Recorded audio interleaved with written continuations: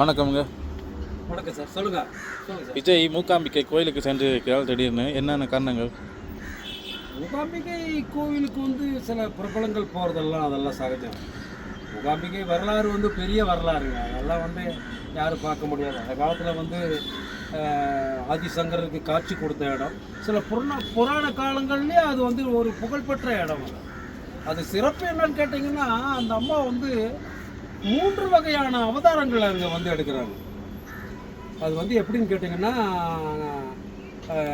இரவிலிருந்து காலையில் சூரிய உதயத்துக்கு வரைக்கும் உதயத்துக்கு முன்னால் அந்த அம்மா பத்திரகாளியாகவும், துர்கா பத்திரகாளியாகவும், அப்புறம் உச்சி வேளையில் அந்த அம்மா திருமகளமாகும், மாலையில் அந்த அம்மா சரஸ்வதியாகவும் மாறிடுவாங்க. அதுதான் பெரிய ஒரு சமாச்சாரம். அங்கே 30 தேவிகள் அடங்கிய ஒரு இடம் தான் மூகாம்பிகை. அங்கே விஜய் போனது வரவேற்க வேண்டியது தான். ஆனால் இன்னொரு பிரச்சனை என்னன்னு கேட்டிங்கன்னா, புராண காலத்திலே பெரிய பெரிய ஆளுங்கள்லாம் அங்கே போயிருக்காங்க. என்னன்னு கேட்டிங்கன்னா, ஆதிசங்கரர் காட்சி கொடுத்த இடமே அந்த இடம் சுயம்புலிங்கம். அந்த இடத்துல சொர்ணரேகை பதியக்கூடிய அளவுக்கு அவர் தியானம் பண்ணி அங்கே ஒரு பிரதிஷ்டை பண்ணது ஆதிசங்கரருக்கு ஒரு சரித்திரமே அங்கே இருக்குது. அது இல்லாமல் புராண காலத்தில் முகாசுவரனை வதம் செய்தனால அந்த அம்மாவுக்கு மூகாம்பிகைன்னு ஒரு இடமும் வந்திருக்கு. இதை விட ஒரு விசேஷம் என்னன்னா, 64 புண்ணிய நதிகள், புண்ணிய அருவிகள் ஒரு நதியில் இணையுது. அதை என்னன்னு கேட்டிங்கன்னா சௌபர்ணிகா நதி. அந்த நதியில் என்னன்னு கேட்டிங்கன்னா விசேஷம், பல மகான்களும் முனிவர்களும் நீராடிய இடம். இதில் இன்னொரு விசேஷம்னா, மேலே அந்த கருட பகவான் சிவலோகத்திலிருந்து பூலோகத்தை நோக்கி வரும்போது அவருக்கு உடல் அசதியாகி ஒரு மாதிரி சுகவீனமானோன்னே உடனே அந்த நதியில் இறங்கி நீராடி, புனித நீராடி உயிர் பெற்றதுனால அந்த இடம் சௌபர்ணிகா நதி பிரமாதமாகி போச்சு. அது அது அதில் யார் நாகதோஷம் இருக்கிறவங்க அதில் நீராடி அந்த அம்மனை தரிசனம் பண்ணால் நாகதோஷம் உங்களுக்கு விளக்கிடும். அந்த மாதிரி ஒரு புராண காலத்துலேயே ஒரு பெரிய காலம். அப்புறம் புராண காலத்தில் அதுக்கு முன்னால் நிகழ்ந்த நிகழ்வெல்லாம் இருக்குது. இப்போ லேட்டஸ்ட்டாக புரட்சித் தலைவர் எம்ஜிஆர் அவர் ஒரு நாடோடி மன்னன் படம் எடுக்கும்போது மிகவும் பண கஷ்டம். நாடோடி மன்னன் எடுக்கும்போது மிகவும் மனசு கஷ்டம், பண கஷ்டம். அதில் உடன் பணியாற்றுற பானுமதி அம்மா, அந்த அம்மாவோட பக்தை, மூகாம்பிகையோடு பக்தை. அந்த அம்மா சொன்னாங்க, என்ன நீங்கள் வருத்தப்படுறீங்க, என்ன காரணம்? இல்லை, எனக்கு ரொம்ப கஷ்டமாக இருக்குது, பணம் வர செலவாகுது, எனக்கு ஒன்றுமே புரியல, நான் எப்படி நாடோடியாக போயிடுவானோன்னு பயமாக இருக்குது. ஒன்றும் ஆக மாட்டீங்க, அந்த அம்மாவுக்கு நீங்கள் ஒரு காணிக்கை செலுத்துங்க, மூகாம்பிகைக்கு காணிக்கை செலுத்துறான்னு வேண்டுங்க, உடனடியாக உங்கள் படம் சக்ஸஸ் ஆகும், நீங்கள் நல்லபடியாக வருவீங்கன்னு பானுமதியோடைய கோரிக்கையை ஏற்ற அவர் அந்த மூகாம்பிகையை வேண்டுதல் பண்ணார். அவருக்கு தங்கவாள் மதுரையில் மீனாட்சி அம்மன் கோயில் முன்னாலேயே அவருக்கு தங்கவாள் பரிசீலிக்கப்பட்டது. நாடோடி மன்னன் வெற்றி அடைஞ்சு.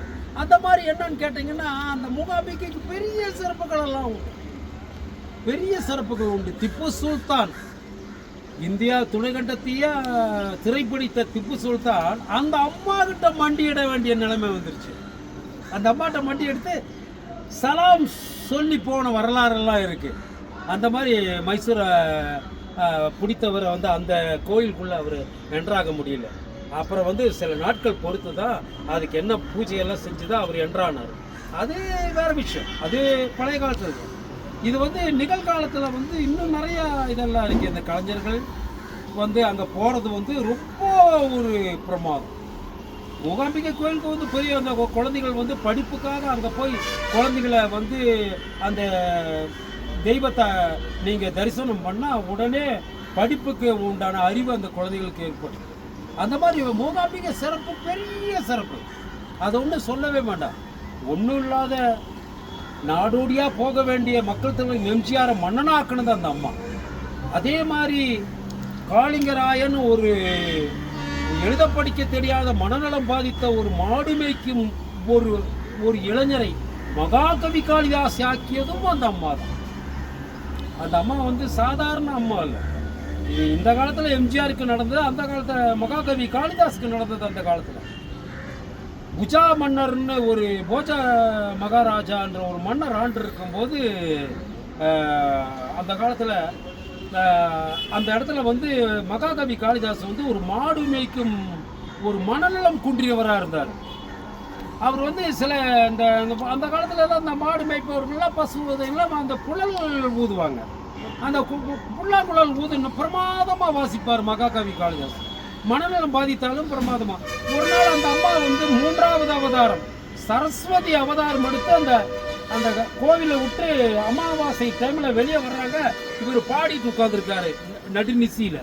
உடனே அந்த அம்மா ரொம்ப மகிழ்ச்சி, இவ்வளோ அழகா புல்லாங்குழல் வாசிக்கிறாரு, இவர் பெரிய பிரமாதமா வரட்டும்னு சொல்லிட்டு அவருக்கு அப்பவே அந்த நாக்கில் வந்து அந்த ஓம் சொல்லி அந்த இது பண்ணோன்னா உலகப்பெரும் மகாகவி காளிதாஸாக ஒரு காளிங்கராயன் உருவெடுத்தார்.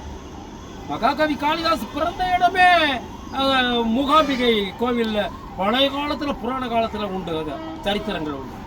பின்ன வந்து அவர் வந்து அந்த நாட்டு புஜா மன்னருக்கு ஒரே ஒரு மகள் இருந்தாங்க, இளவரசி.